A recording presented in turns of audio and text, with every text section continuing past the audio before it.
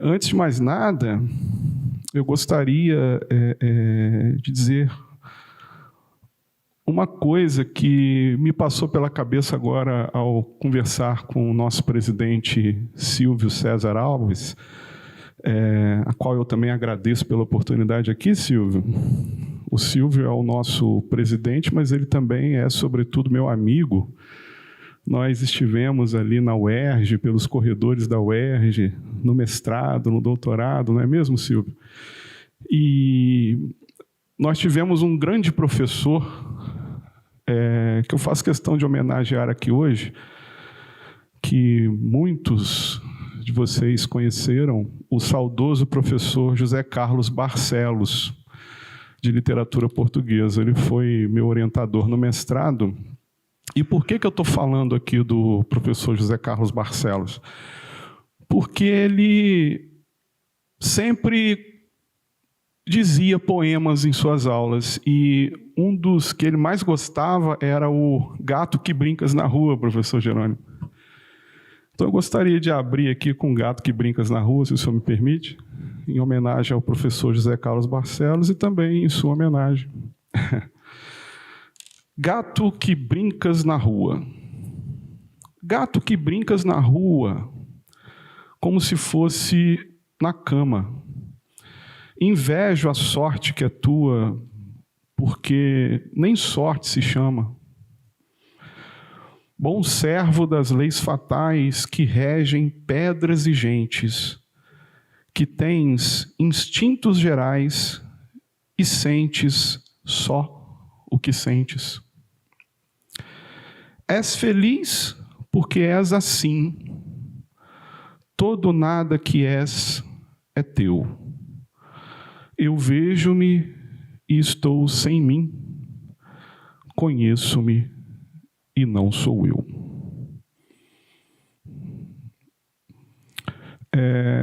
A conferência do professor doutor Jerônimo Pizarro se intitula Editar e Traduzir Pessoa.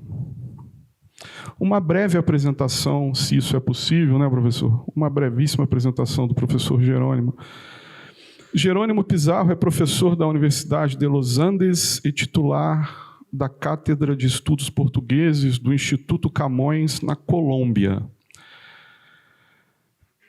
É doutor em Literaturas Hispânicas, 2008, Universidade de Harvard, e também doutor em Linguística Portuguesa, 2006, Universidade de Lisboa. Contribuiu com 7 volumes para a edição crítica da obra de Fernando Pessoa, INCM, sendo o último a primeira edição crítica do Livro do Desassossego, 2010. A Biblioteca Particular de Fernando Pessoa, Dom Quixote, 2010, foi elaborada com Patrício Ferrari e Antônio Cardiello, os outros 2 coordenadores envolvidos na digitalização da Biblioteca Particular de Pessoa na Casa Fernando Pessoa. Juntamente com Stephen Dix, coorganizou Modernismos Portugueses na Literatura e nas Artes Visuais, Legenda, 2011. Coeditaram também um número especial de Estudos Portugueses, 2008, e um livro de ensaios, A Arca de Pessoa, 2007. Pizarro foi editor-chefe de 2 novas séries Ática. A primeira, Fernando Pessoa, Obras. A segunda, Fernando Pessoa, Estudos. E contribuiu em mais de 10 volumes. Atualmente, é responsável pela coleção Pessoa da Tinta da China e é um dos 3 editores da Pessoa Plural, uma revista de estudos de Fernando Pessoa. Em 2013, foi diretor do programa da visita de Portugal à Feira Internacional do Livro de Bogotá e recebeu o prêmio Eduardo Lourenço. Professor Jerônimo, a palavra é sua.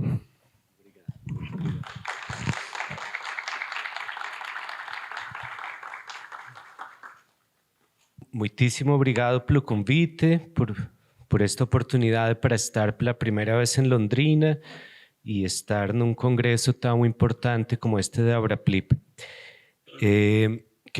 Pode aparecer a primeira imagem. Eu vou falar de editar e traduzir Fernando Pessoa. Eu confesso que quando comecei a escrever este texto ainda não tinha lido e ainda não terminei de ler. Estou a ler em espanhol, que apareceu mais tarde. Em português apareceu primeiro este livro importante de um autor para mim muito marcante, que é Roger Chartier. E Chartier publicou há pouco tempo e foi apresentado na USP justamente Editar e Traduzir, talvez o último livro de Chartier em português. E eu acho que tanto Chartier como Humberto Eco, pelo menos Humberto Eco, que mais conhecemos nós, não trata da tradução, trata muito do texto, e num livro tardio, menos conhecido, de 2003, Dire quasi la stessa cosa, Experiência di traduzione, apenas, quase no último livro, Humberto Eco deixa algumas considerações sobre a tradução. Eu já podia há muito tempo ter escrito, pensado sobre editar e traduzir, porque são duas coisas que eu faço, mas demorei muito. Eu acho que o próprio Chartier demorou muito e só agora admitiu que uma forma de pensar a mobilidade dos textos, a variação textual e muitas outras coisas era claro a partir da tradução. Eu comecei a pensar nisto porque, bom, esta questão de Chartier para mim, digamos, como um marco, uma homenagem, e porque já tinha pensado muitas outras coisas, e na conferência na USP, Chartier diz que pode pensar a pluralidade textual a partir das atribuições literárias, das variantes textuais, mas está a pensar nas variantes impressas, e Chartier, o seu marco é o século XVI, XVII, XVIII, portanto está numa crítica tradicional, mais antiga, com outro tipo de material, não está com manuscritos modernos. Uma das primeiras coisas que eu tenho estado a pensar enquanto estou a ler o Chartier é que falta atualizar esse livro, que é fantástico, para os manuscritos modernos com outro tipo de desafios, e não apenas para Shakespeare ou para Montaigne e para outros autores que estão incluídos nesse livro. E, portanto, claro, nós podemos pensar na atribuição literária e pensamos em Fernando Pessoa, podemos pensar em variantes e pensamos em Pessoa, podemos pensar em formas materiais e claramente a todo tipo de formas de publicar, de dar a conhecer Fernando Pessoa e diferentes suportes materiais, gêneros literários. Chartier está a pensar, digamos, que o Quixote chegou a certo tipo de teatro, a marionetas, e claro, a todo tipo de adaptação de Fernando Pessoa, até merchandising e tradução, e portanto os critérios todos para pensar a pluralidade batem certo. Eu tinha pensado muito no tema da tradução porque tenho escrito muito pouco sobre transcrever, sobre o acto de transcrever. Insisto muitíssimo que transcrever não é nada mecânico, que não é apenas o copista cego, ignorado, invisível, que a transcrição é um acto muitíssimo importante que implica critérios, porque a pessoa não apenas transcreve a seguir a uma série de confrontos, há muitas análises, há uma grande consciência linguística e tem que alterar, tem que emendar. A emenda implica variação e a transcrição é tão importante que justifica e explica muitas das diferenças que há entre uma edição e outra, e não apenas entre edições. E, portanto, eu já conhecia dentro do campo pessoano, que é muito minado, muitas das discussões mais técnicas, digamos apenas sobre variantes, se ficar pela primeira ou ficar pela última. Sei que há muitas propostas editoriais de muitos livros de Fernando Pessoa, incluindo o livro do Desassossego, e que dos muitos motivos para a variação textual é que a transcrição costuma ser diferente de livro para livro, de editor para editor. E, portanto, parte de um primeiro problema era pensar, bom, se nós podemos transcrever de muitas formas diferentes, em princípio, um tradutor teria idealmente que poder confrontar as diferentes transcrições, mesmo que fique perdido. Acontece muito, acontece no dia a dia, não sei, com os diferentes tradutores do desassossego que percebem, se fizerem isso, que confrontando 2, 3, 4 edições não estão a encontrar o mesmo texto, ficam perdidos e passa pela questão da transcrição e da perfeição de transcrições. Portanto, passa um momento, eu tinha fugido, confesso, e ainda costumo fugir a ser eu próprio editor e tradutor. Eu editei escritos sobre Gênio e Loucura, mais tarde traduzi escritos sobre Gênio e Loucura para Acantilado em Barcelona, e mais tarde senti que eu não podia monopolizar tantas etapas da vida de um livro, que eu não queria eu próprio participar de tantas etapas, que queria ficar mais excluído, que isso tinha que ser mais em diálogo. E não é que um editor não possa ser uma espécie de heterônimo ou de heteroautor, mas eu preferia ser mais editor e tenho preferido ser mais editor do que tradutor. Mas em certos casos fui tradutor e percebi que o meu trabalho dentro do arquivo ajudava muitíssimo, porque não conhecia, digamos, o texto apenas na sua última versão, na mais plana, na mais lida, na que fica impressa, conhecia o texto na sua construção, nas suas possibilidades, nos seus potenciais, e isso permitia, digamos, que eu, enquanto tradutor, pudesse ter um horizonte muito maior para pensar alternativas. Depois há uma outra questão que para mim é muito importante, que é a mediação. E a ligação entre edição e tradução, a meu ver, implica pensar a mediação e certas abordagens teóricas que até agora, no passado, tendiam a negligenciar essa mediação quando imaginavam um texto com T maiúsculo e a certas tarefas, ou como diz Benjamin Aufgaben, que se podem complementar, sobretudo quando uma obra é traduzida a partir de uma edição crítica ou quando essa obra é predominantemente póstuma e publicada com base num espólio arquivístico. Estou a pensar no caso de Fernando Pessoa, mas estou a pensar em outros casos semelhantes, Buchner, Dickinson, Valéry, Walser, Kafka, Wittgenstein, Benjamin, Weil e tantos outros, que deixaram inúmeros escritos inéditos para a posteridade, cujo estatuto póstumo, Cahiers, Naklas, espólio, etc., se revela crucial para a compreensão da sua recepção. E, portanto, momentos em que o editor tem um papel muitíssimo ativo e em que a mediação é muito alta, muito nítida. Esta proposta de pensar edição e tradução está ligada com um texto anterior que eu tinha escrito em 2016, intitulado Ansiedade da Unidade, uma teoria da edição. E nesse texto defendi que os campos de edição e da interpretação estão profundamente imersos numa forma de ansiedade.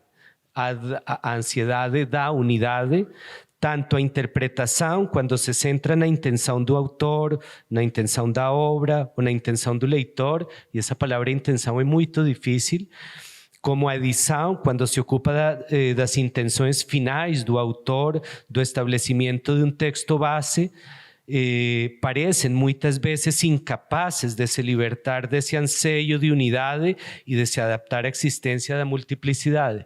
E Fernando Pessoa não publicou quase nada proporcionalmente. Se pensarmos no que escreveu, publicou muito pouco. O que fica muitas vezes são rascunhos lacunares, incompletos, cheios de variantes, mas nós quase nunca estamos a ler, pelo menos em forma impressa, um Fernando Pessoa caótico, com o caos do arquivo, mas já limpo, já arrumado, já organizado de uma certa forma. Nesse texto, recordei a preocupação de Umberto Eco expressa nas Standard Lectures on Human Values de 90 a respeito dos limites da interpretação. Eco escreveu pelo menos o texto que eu conheço em inglês, essa seria uma tradução rápida para português. Alguém poderia dizer que um texto, uma vez separado de aquela pessoa que o enunciou, bem como da intenção do enunciador e das circunstâncias concretas da enunciação e por consequência do referente pretendido, flutua, por assim dizer, no vazio de uma gama potencialmente infinita de interpretações possíveis. Para Eco isso era assustador, era preocupante, e Eco, como outros teóricos, procuram um texto que muitas vezes escrevem texto com T maiúsculo, um texto que já existe de antemão, um texto que é considerado um dado adquirido, e esse texto possui certos atributos formais e uma estrutura, isto é, um sistema de significado subjacente e original que protege, ou eles queriam que pudesse proteger o texto, tal texto com T, do relativismo crítico. Então, diz Umberto Eco, a iniciativa do leitor consiste basicamente em fazer uma conjectura sobre a intenção do texto. Sempre texto em singular e sempre texto que é muito problemático ligado à ideia de intenção. E diz ainda, Eco, entre a intenção inatingível do autor e a intenção discutível do leitor, há a intenção transparente do texto que refuta uma interpretação insustentável. Isso era claro Umberto Eco ligeiramente ou muito paranoico por causa do pós-estruturalismo, de Derrida, etc., a querer blindar e proteger um texto, mas sempre monolítico, singular, único e de referente que já estava criado. Neste ponto é relevante recordar, e podemos passar, um provocador texto de Stanley Fish, Is there a text in this class? Deve ser, bom, sim. Não sei se é a seguinte, deixa eu ver. Não, pode ser. Sim, não, pode ser anterior. Mas nesse texto, Stanley Fish argumenta que, embora ninguém esteja inteiramente limitado pelos significados que as palavras têm num sistema linguístico normativo, também ninguém goza da liberdade de atribuir a uma expressão qualquer o significado que lhe apeteça. E nesse sentido, o relativismo, diz Stanley Fish, é uma posição que se pode entreter, mas não uma posição que se possa ocupar, porque ninguém é indiferente às normas e os valores que possibilitam a sua consciência. Dito de outro modo, existe uma base partilhada de acordos linguísticos e socioculturais que enquadra toda interpretação. Ora, contudo, a minha preocupação aqui não é o relativismo, não são os receios que o pós-estruturalismo gerou em Umberto Eco e, em particular, as propostas de Derrida. Não é entrar, digamos, na discussão da diferença ou da presença pura. É simplesmente, podes passar, deve estar já, vou chegar aí, é muito mais, digamos, pensar numa disputa sobre a questão do texto, uma disputa sobre o lugar da mediação e da recepção, uma disputa que em parte é a que tiveram Stanley Fish e Wolf-Anheuser, e que se ilustra claramente quando Wolf-Anheuser propõe uma imagem, as estrelas num texto literário seriam fixas, enquanto as linhas que as ligam variariam consoante o leitor. Stanley Fish contrapõe que não só as linhas, mas mesmo as próprias estrelas são variáveis e diz: o mundo todo, linhas, estrelas são variáveis porque mediated access to the world is the only access we ever have. O acesso mediado ao mundo é o único acesso que alguma vez temos. E se nós não esquecermos a mediação, que pode ser do editor, que pode ser do tradutor, nós temos um acesso mediado, podemos esquecer ou não a mediação, mas a mediação aconteceu de certa forma e não seriam apenas as palavras, não seria apenas o texto base, não seriam apenas as próprias variantes do texto que tanto preocupam a uma certa tradição crítica, a crítica genética, a Chartier, etc. Não é apenas que os textos podem ser plurais e múltiples, que ainda os textos que são plurais e múltiples passam por um processo de mediação que multiplica e pluraliza ainda mais. Bom, portanto, regressando, e podes passar, regressando a Stanley Fish, que diz mediated access to the world is the only access we ever have. Eu pergunto-me por que raramente colocamos o editor ou as múltiplas instâncias de mediação editoriais, sociais, históricas que se intercalam entre o texto idealizado e o leitor idealizado. Ao final, para lá de saber se o texto existe ou não, como reflete Louis A. na crítica genética, para lá de saber se havia ou não havia um texto nas aulas de Stanley Fish, como se o texto tivesse desaparecido, para lá de saber se o texto continua a representar a comfortable presence, the point to which we can stick, como queria Eco, que queria uma presença confortável, um ponto para poder nos agarrar. Devemos perguntarmos o que acontece quando esse texto singular, tratado no singular, é na realidade plural. E eu sempre lembro, e é melhor não esquecer, que Bíblia é o plural de biblion, Bíblia é plural, é livro de livros. O que acontece quando esse tal texto em singular, considerado incorpóreo, possui de facto materialidade? Recordemos a paleografia, a história da escrita e dos suportes. O que acontece quando esse texto, dado como adquirido e reproduzido milhares de vezes, se torna objeto de investigação histórico-crítica? É isso que me interessa muito. Não se trata apenas de reconhecer a dimensão socioeconômica e sociohistórica da produção textual, como ilustra Jerome McGann, que desenvolve uma concepção socializada da autoria e da autoria textual, ou Robert Darnton, que vê a edição como um circuito onde vários atores e forças externas interagem, mas de compreender que a mediação é inevitável, a transparência uma ilusão e um texto raramente é produto exclusivo da vontade de um autor, muito menos quando publicado de forma crítica ou póstuma. O que se diz sobre a edição aplica-se ainda mais claramente à tradução. A mediação é evidente na tradução. Nenhum texto passa de uma língua para outra de forma imediata ou transparente. Traduzir implica reconstruir, recriar e negociar sentidos dentro de novas coordenadas lingüísticas e culturais. Assim como o editor estabelece um texto a partir de variantes, manuscritos ou edições anteriores, o tradutor estabelece um texto em outra língua, muitas vezes tomando decisões interpretativas cruciais. Cada tradução é em si mesma uma forma de edição e interpretação.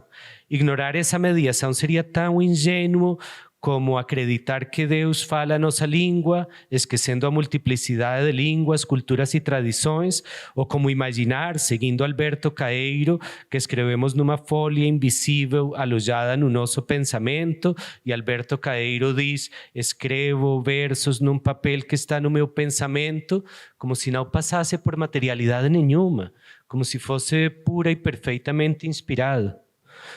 Eu acho que temos que reconhecer a materialidade exterior, a mesa, o papel, a tinta. E não podemos esquecer que, para além dos textos escritos a textos orais, transmissões vivas que desafiam ainda mais a ilusão de estabilidade textual. A oralidade sublinha a dependência do sentido em relação ao contexto, ao público e às circunstâncias. E a literatura, e em particular a literatura oral, é dinâmica, relacional, situada. Portanto, eu não percebo, mas parece que o tal leitor ideal de Umberto Eco não tivesse lido textos editados, não tivesse lido traduções, e não tivesse escutado textos falados e quisesse idealizar à força texto único escrito de uma tradição apenas a partir de Gutenberg. Eu, a partir daqui, queria então passar já de forma concreta a Ricardo Reis.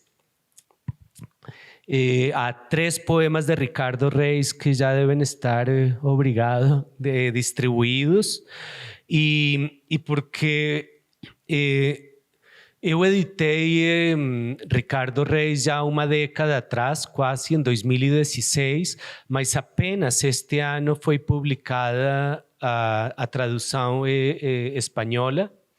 Max Hidalgo publicou em Valência, na editora Pretextos, a obra completa de Ricardo Reis, e está em preparação, feita por Margaret Jul Costa e Patrício Ferrari, para New Directions em Nova York, a tradução de The Complete Works of Ricardo Reis. E eu tenho passado parte do primeiro semestre deste ano, de 2025, a dialogar com os tradutores de Ricardo Reis para inglês e para espanhol, e sendo obrigado a rever muitas das minhas transcrições e das minhas leituras para verificar se estão certas, se não falta uma pontuação, uma palavra, se há concordância.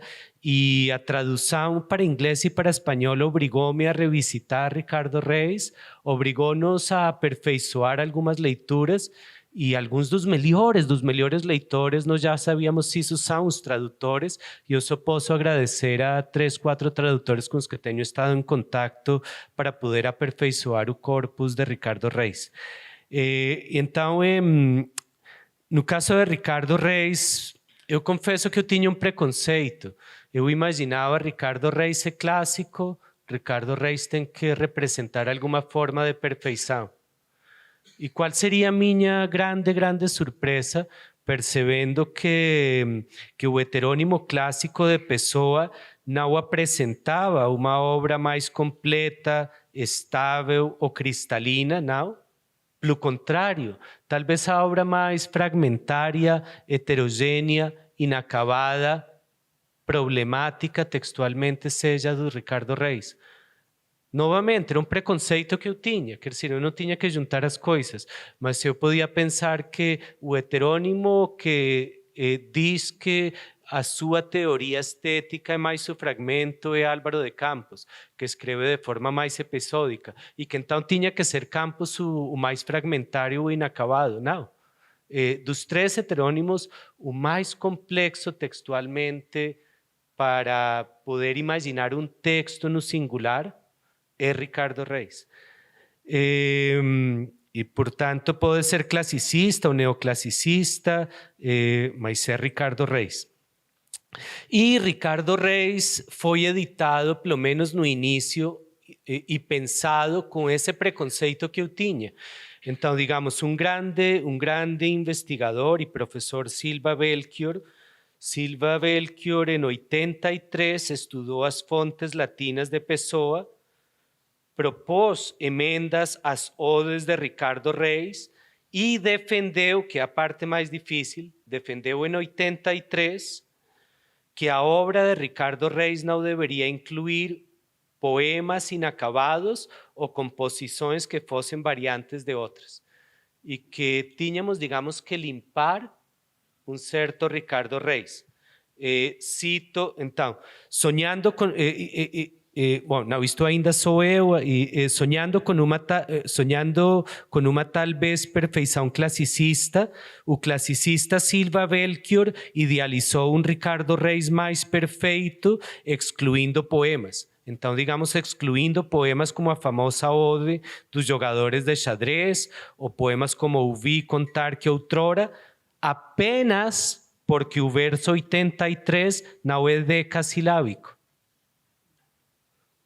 E escolhendo não ir além do que o próprio Pessoa deu a conhecer do seu heterônimo em vida, que ainda é defendido por muitas pessoas, que só devíamos publicar o que Pessoa publicou em vida, nas revistas Atena e Presença, no caso de Reis. Não menos minuciosos do que Belchior, mas menos severos, Luís Fagundes Duarte e Manuela Parreira da Silva procuraram isolar, separar, colocar noutra parte do livro os poemas inacabados e os que eram variantes de outros, apresentando primeiro e por um lado Ricardo Reis nuclear e por outro Ricardo Reis periférico, e lendo as edições que conhecemos de Luís Fagundes Duarte e de Manuela Parreira da Silva, percebemos que alguns poemas são trazidos para o primeiro plano, enquanto outros são relegados para segundo, terceiros ou até quartos planos. E fica uma espécie de Ricardo Reis escalonado, primeiro, digamos, o mais completo, e isso é muito problemático, porque Fernando Pessoa publicou de Ricardo Reis em vida apenas 28 poemas. Nós de Ricardo Reis hoje conhecemos mais de 200. Se nós ficássemos pelos critérios do publicado em vida, conheceríamos apenas o 10%. E o que editores posteriores procuraram foi dar a conhecer o 10%, incluir os poemas mais completos a seguir e, como se fosse uma cauda de cometa, esquecendo, omitindo algumas partes, publicar o Ricardo Reis restante, mas não necessariamente completo. Podes passar? Então, esta é a capa da edição de Pretextos e o trabalho de Max Hidalgo, uma das pessoas com as que eu dialoguei mais. Podes continuar. Eu reconheço neste momento, reconheço o passado tempo e depois de ter discutido isto com outros editores, reconheço sem dificuldade que o Ricardo Reis de cada edição é diferente e que essa é a regra e não a exceção no caso de Fernando Pessoa. Também não me custa aceitar que durante décadas presumimos que Ricardo Reis existia num domínio claro, passado a limpo, por não o termos considerado a partir do espólio. Nem me custa entender o Ricardo Reis mais extenso como resultado de uma mediação editorial póstuma, sem a qual a sua obra seria muito mais breve.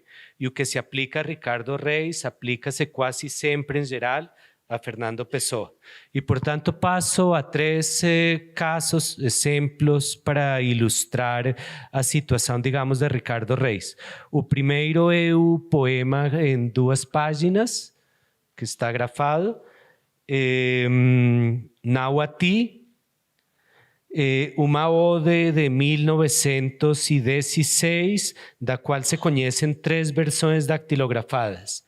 Estas 3 versões foram sendo publicadas sucessivamente como 3 poemas diferentes.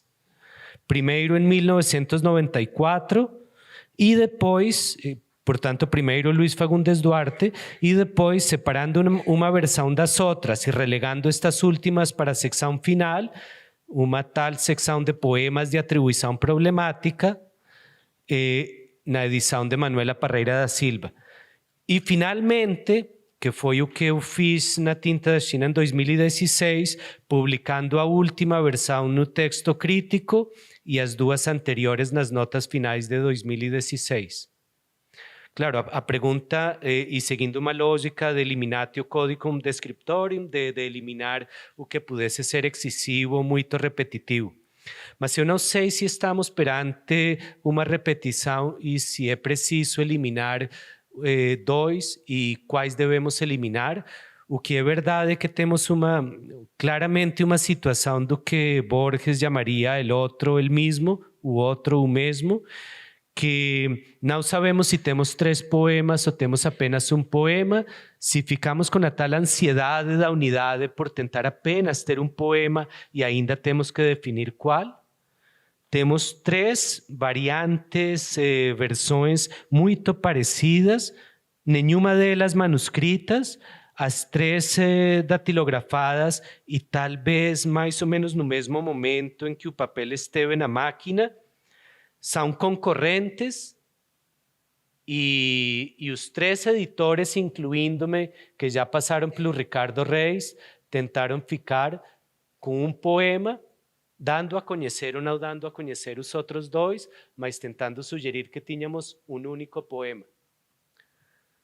Temos sempre essa ansiedade de diminuir a variação e de diminuir o múltiplo, e é um problema, mas o tradutor não teria que se limitar apenas a uma das versões, talvez tenha que traduzir apenas uma, se é que escolher uma, mas o tradutor ainda teria, digamos, a riqueza e a possibilidade de consultar as outras duas, que claramente são parte e relação e galáxia do mesmo poema. Então, o primeiro caso é um caso de eliminar ou não o que possa parecer mais parecido, e porque quando se faz o confronto, a regra quase sempre é a mesma. Se temos dois textos muito parecidos, tentamos juntar, colar, confrontar e deixar apenas um texto. Se forem muito diferentes, a regra costuma ser publicar os dois por separado. Mas é chato, digamos, indicar que há três textos que começam da mesma forma, que são parecidos, e há muitos editores que não fariam isso. O segundo é o poema, um breve poema de 1932, que é mais que um ludo, do qual apenas subsiste uma versão. Então, não temos muitas, temos apenas uma, não temos mais do que isso, mas está dactilografada. E nós pensaríamos que o que está dactilografado não, teria que ser mais pacífico, e mesmo o que está dactilografado pode gerar grandes problemas. Cito de um texto que escrevi para uma exposição da Biblioteca Nacional há 2 anos atrás. A ode deste heterônimo de Fernando Pessoa, Ricardo Reis, vem acompanhada por uma nota autoral dactilografada que é inesquecível. Pelo menos para mim é uma nota que eu nunca consegui esquecer. E porque costumo pensar no conceito de variante, preparar edições críticas, pensar a dinâmica da transformação textual, pensar o estudo da variação. Essa nota diz var da ul, variante da última, e precede duas variantes do último verso, provando que Fernando Pessoa não deixou apenas textos com variantes acidentais, como quem deixa alternativas para um texto em aberto, o tal texto aberto, Humberto Eco, não sei, que talvez venha a fechar mais tarde, depois, mas que Fernando Pessoa deixou variantes propositadas, pertencentes de forma mais integral a um texto que não teve fechamento, ou melhor, que não foi necessariamente escrito, pelo menos na fase em que o conhecemos, para ter esse fechamento, que acaba por ser um artifício editorial. Este poema, esse de 32, que começa que mais um ludo, o jogo é a extensa vida, e que terá 3 estrofes, já foi editado de várias formas. Em algumas edições surge Lídia no 6º verso. O documento permite imaginar a variação textual no tempo depois da morte do autor, pois abre possibilidades para múltiplos estabelecimentos do poema. Em casos como este, tanto o ponto de partida como o ponto de chegada são plurais.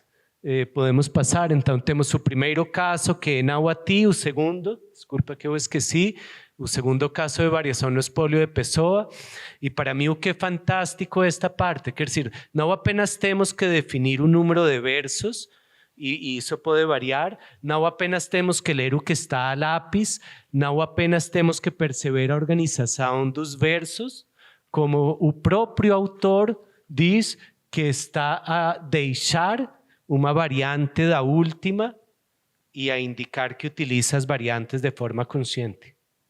Claro, nós podemos limpar. Este texto foi limpo. Podem procurar e pode estar ou não estar nos livros porque foi considerado incompleto ou não foi considerado incompleto. Está ou não está, mas depois está de formas diferentes e depende da compreensão do que Fernando Pessoa indicou, e parte do problema da crítica textual é que nós desconfiamos muito da palavra intenção, mas em certos casos, quando o autor risca, quando o autor deixa uma indicação, há uma intenção de autor. O terceiro caso é uma composição poética, Pensa Quantos, de 1928, e manuscrita esta, a terceira e manuscrita, da qual existe apenas esta versão, uma versão manuscrita. O surpreendente neste caso é que se trata de uma ode publicada com 20 versos, muitos deles inacabados, na edição crítica de 1994, com 20 versos. Luís Fagundes Duarte considerou que era uma composição com 2 dezenas de versos, mas posteriormente foi publicada como tendo apenas 12, como se não tivesse 8. E, portanto, um editor considera que é uma composição longa, outro editor com uma leitura diferente e considerando que muitos versos não são versos, mas variantes de versos já escritos, considera que a composição longa devia ter quase apenas a metade do tamanho. E, portanto, há um livro em que é uma composição muito lacunar, com muitas lacunas, e há outra em que parece um poema muito redondo, quase fechado e muito perfeito, e isso só a partir da interpretação do manuscrito e das potenciais variantes. E, portanto, não é apenas uma diferença quantitativa e qualitativa, e temos praticamente o mesmo poema publicado como se fosse 2 poemas completamente diferentes em outros lugares. Não sei se podes passar. E já vamos terminando. Isto me fez pensar, e com isto já estou quase a terminar, isto era quase uma brincadeira, uma consideração intempestiva, precipitada, que esse paradoxo de Ricardo Reis, que já é um paradoxo, porque nós temos as vanguardas e temos as derrière-garde, como diz Helena Buesco e depois David Jackson. Ricardo Reis, no contexto das vanguardas, do futurismo, do expressionismo, mais tarde do dadaísmo, Ricardo Reis é um anacronismo, mas é um anacronismo deliberado, como diria Jorge Luis Borges, é um anacronismo pretendido, e essa forma de anacronismo pode ser muito vanguardista, e Ricardo Reis, sendo neoclassicista, é uma das formas que a vanguarda tinha de ser vanguarda, curiosa e paradoxalmente. O que eu não esperava é que, digamos, esse anacronismo deliberado que é Ricardo Reis pudesse ainda ser tão fragmentário, fizesse pensar na questão da repetição cultural, e claro que faz pensar na repetição cultural porque é uma espécie de Horácio. E então eu lembro-me de estar a reler algumas partes de Frederick Jameson, que diz que na cultura pós-moderna, tento ler em português, a antiga obra de arte revelou-se agora um texto cuja leitura avança por diferenciação em vez de unificação. E Jameson está a pensar numa coleção de textos, de textualidades. A certa altura, organizar o passado ou o futuro numa experiência coerente tornou-se cada vez mais difícil, e as construções culturais tenderam a tornar-se pouco mais que heap of fragments, montes de fragmentos, formando práticas aleatórias, onde aparece o heterogêneo, o fragmentário, o aleatório, e nesse contexto a própria linguagem da produção cultural adoptou termos como textualidade, écriture ou escrita esquizofrênica, onde ruptura, ramificações, disjunções dominam. Assim, a crítica passou de enfatizar a heterogeneidade e as profundas descontinuidades da obra de arte já não unificada ou orgânica, mas agora um virtual saco de retalhos ou arrecadação de subsistemas desligados e matérias-primas e impulsos de todo gênero. Eu acho que Ricardo Reis não é pós-moderno, não é o horizonte de produção, Fernando Pessoa não estava aí, mas quando nós encontramos o que ficou de Ricardo Reis, parece ilustrar essa ideia, porque Ricardo Reis é repetição cultural, é paródia, podemos pensar no pastiche, que é uma das preocupações de Frederick Jameson, e E é muito curioso, digamos, que essa seja ainda uma das possibilidades.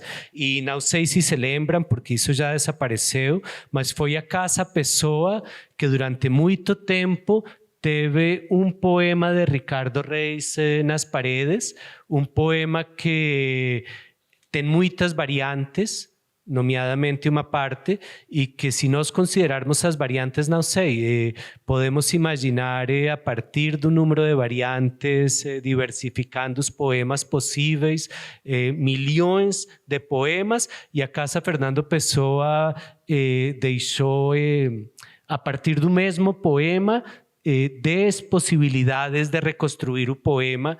Isso é muito parecido a uma coisa que diz Frederick Jameson, que diz, parece uma lente pós-moderna, porque as fachadas exteriores da Casa Pessoa estão cobertas com múltiples variantes de um único poema e parecem pedir ao leitor moderno, tal como o espectador pós-moderno, que veja todas as telas de uma vez na sua diferença radical e aleatória. To see all the screens at once in the radical and random difference. E portanto, já para terminar, e passando algumas coisas que agora interessam menos da tradução espanhola ou da tradução inglesa, pensando muito neste texto de editing as interpretation e pensando a mesma situação de translating or translation as interpretation, o que o trabalho com o arquivo de Fernando Pessoa e em particular com os textos de Ricardo Reis permite observar é que editar e traduzir a partir de um espólio póstumo não significa simplesmente reconstruir uma obra do passado, mas antes ativar um conjunto de potencialidades inacabadas. A partir de exemplos concretos como poemas com múltiples variantes, versos incompletos ou versões divergentes, pode constatar-se que o arquivo não garante uma forma fechada, mas coloca antes questões. Quando é que há um texto, o que se deve considerar variante ou nova criação, como traduzir quando o próprio original oscila. Perante estes desafios, tanto a edição crítica como a tradução literária devem ser entendidas como práticas interpretativas e, num certo sentido, criativas. Não se trata exclusivamente de fixar um único texto, mas de acompanhar os movimentos da escrita na sua instabilidade constitutiva, preservando as tensões, as opções não resolvidas, as passagens que resistem a qualquer encerramento. Neste contexto, torna-se necessário qualificar ou mesmo questionar certas vertentes da teoria da recepção que postulam uma relação direta entre leitor e texto, como se este último fosse um objeto dado, imediato, estável. Estas abordagens tendem a ignorar ou a diluir o papel decisivo da edição enquanto instância de mediação entre a obra e a sua leitura. No caso de textos póstumos ou inacabados, como os de Fernando Pessoa, o leitor não accede ao texto tal como é, mas a uma forma textual já estabelecida, consciente ou inconscientemente, por decisões editoriais. Ler a partir do arquivo é, portanto, também ler a partir da edição, reconhecendo que toda a recepção está enquadrada por uma forma textual produzida. A crítica, para ser plenamente informada, não pode ignorar esta dimensão material, filológica e mediadora do texto que chega ao leitor. Neste sentido, e já termino, o arquivo não é apenas memória do passado, o arquivo é um laboratório de futuros possíveis, um espaço onde ler, traduzir e editar não significam restaurar uma forma perdida, mas participar na sua continuidade aberta. Ao trabalhar com arquivos que são também linguagens em movimento e atos de tradução potenciais, descobre-se que toda a mediação é, a um só tempo, uma forma de invenção crítica. E é neste descobrimento que reside, talvez, uma das razões mais profundas para continuarmos hoje a ler e a reler arquivos. Muito obrigado. Passa para a última e já. Obrigado.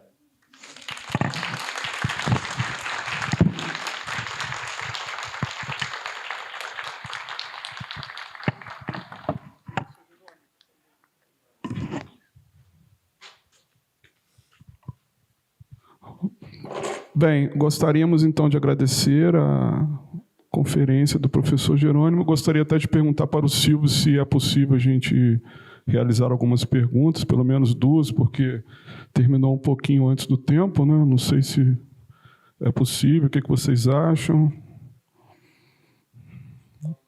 O que você acha, professor? Podemos?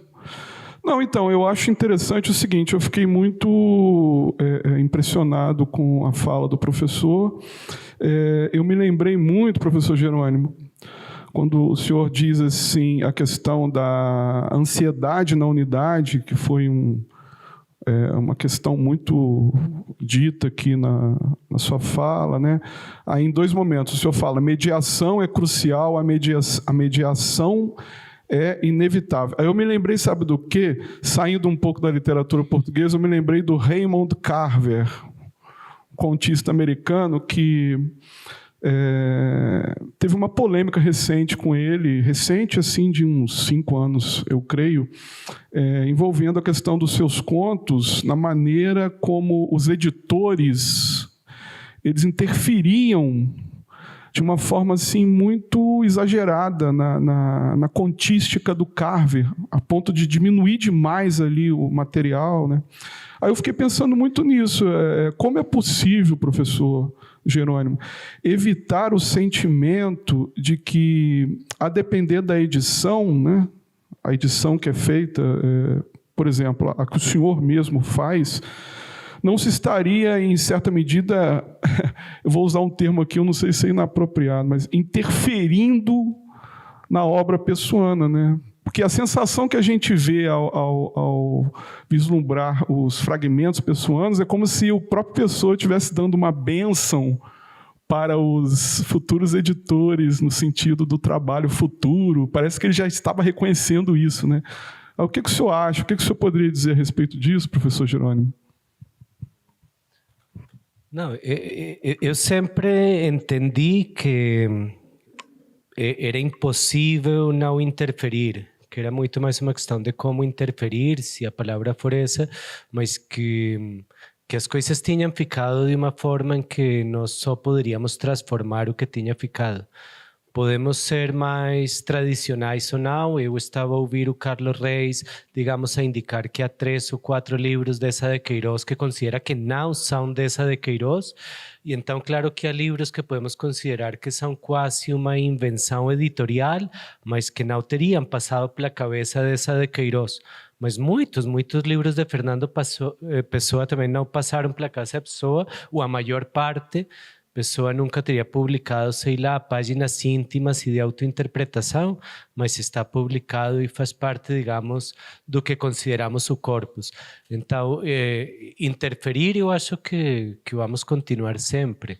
Isso que há, pelo menos, certos casos em que vamos poder conhecer melhor como é que foi feito o livro, quais foram os critérios, e depois perceber até que ponto arrumou, desarrumou, de alguma forma, o que estava guardado no espólio e qual foi a lógica. Mas ainda hoje, digamos, eu tenho tentado trabalhar com Rodrigo Xavier, que não está aqui, algumas das páginas de estética de Pessoa. Não há forma nenhuma de publicar isso. Podemos imaginar diferentes esquemas, diferentes índices, diferentes formas de arrumar, mas a verdade é que não há um livro, há muitos livros possíveis e eu não posso garantir que a minha proposta seja melhor do que outras. E Páginas de Estética, Crítica e Teoria Literária é um grande livro, incompleto, incompletíssimo, aleatório, mas ajudou muitíssimo. E mesmo que eu faça uma contraproposta, será tão hipotética quanto essa que já foi feita antes. Então, eu a certa altura percebi que interferir era talvez o que ia acontecer e o único que podia mudar era a forma de interferir ou não e as consequências que isso tinha.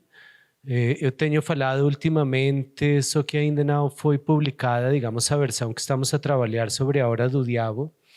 Teresa Rita Lopes esteve muito obsessionada com A Hora do Diabo. e ultimamente já não aparece tanto.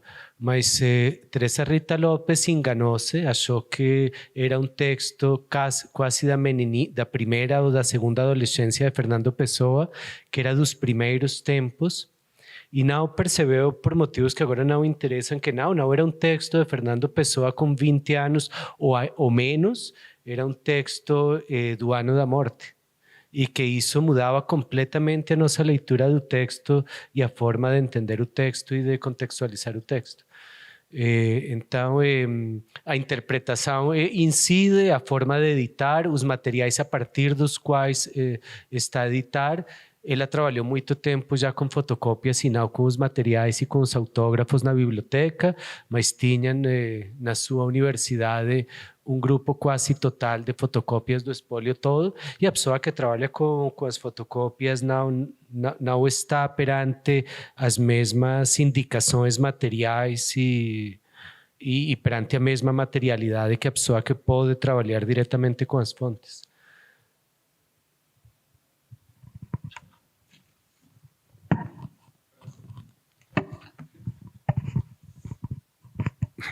Alguém gostaria de realizar alguma pergunta ao professor?